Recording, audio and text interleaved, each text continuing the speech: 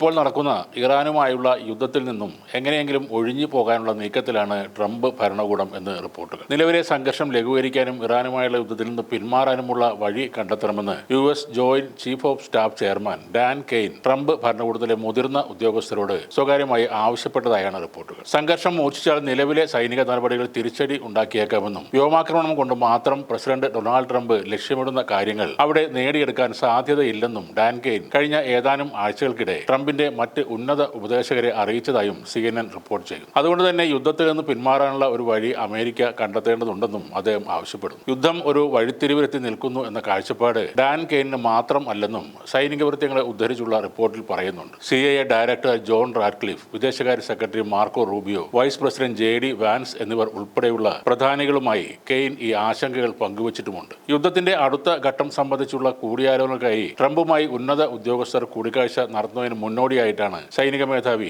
US ഭരണകൂടത്തിലെ പ്രധാനികളെ കണ്ടത്. ഈ യുദ്ധത്തിൽ നിന്ന് പിൻവാങ്ങാനുള്ള ഒരു പൊതു അഭിപ്രായം രൂപപ്പെടുത്താനും അദ്ദേഹം കൂടിക്കാഴ്ചയിൽ ശ്രമിച്ചുവെന്നും CNN പറയുന്നു. ഇറാനിലേക്ക് കരസേനയെ അയക്കുന്നതിൽ പ്രസിഡന്റ് ട്രംപിന് എതിർപ്പുണ്ട്. പകരം വ്യോമാക്രമണങ്ങളിലൂടെ തന്നെ ലക്ഷ്യങ്ങൾ നേടാൻ ആകുമെന്നാണ് അദ്ദേഹത്തിന്റെ വിശ്വാസം. എന്നാൽ ഇറാൻ ആണവായുധം സ്വന്തമാക്കുന്നത് തടയാൻ എളുപ്പ വഴിയായിട്ട് ട്രംപ് തെരഞ്ഞെടുത്ത സൈനിക നടപടി ആരംഭിച്ച 6 മാസങ്ങൾക്ക് ശേഷവും യുദ്ധം അനിശ്ചിതമായി നീളുകയാണ്. ഇതിനിടെയാണ് സൈനിക പരിഹാരങ്ങളൊന്നും നിലവില്ല എന്ന് ട്രംപിന്റെ ഏറ്റവും മുതിർന്ന സൈനിക ജനറൽ സ്വകാര്യമായി പറയുന്നത്. അമേരിക്ക അടുത്ത ആയുധക്ഷാമം നേരിടുന്നുവെന്ന റിപ്പോർട്ട് പുറത്തു വന്നതിന് പിന്നാലെയാണ് സൈനിക ജനറലിന്റെ യുദ്ധത്തിൽ നിന്ന് പുറത്ത് കടക്കാനുള്ള വഴികൾ തേടിയുള്ള ചർച്ചയും പുറത്തു വരുന്നത്. അമേരിക്കയുടെ വ്യോമ പ്രതിരോധ സംവിധാനങ്ങളിലുള്ള കുറവ് സംബന്ധിച്ചും കെയ്നിന്റെ കൂടിക്കാഴ്ചകളിൽ ചർച്ചയായിട്ടുണ്ട്. ആയുധശേഖരം കുറഞ്ഞാൽ ഇറാന്റെ പ്രത്യാക്രമണങ്ങളെ ചെറുക്കാൻ കഴിയില്ലെന്ന ആശങ്ക ഗൾഫ് സഖ്യരാജ്യങ്ങളും ഇതിനോടകം അമേരിക്കയെ അറിയിച്ചിട്ടുണ്ട്. ഇനിയും ആക്രമണം തുടരാൻ പ്രസിഡന്റ് ഉത്തരവിട്ടാൽ അമേരിക്കൻ സൈന്യത്തിന് അതിനുള്ള കരുത്തുണ്ടെന്ന് കെയ്ൻ നേരത്തെ തന്നെ വ്യക്തമാക്കിയിരുന്നു. അമേരിക്കയുടെ സൈനിക നീക്കങ്ങൾക്ക് കനത്ത പ്രഹരം ഏൽപ്പിച്ച ഇറാന്റെ പ്രതിരോധ പ്രതികരണങ്ങൾ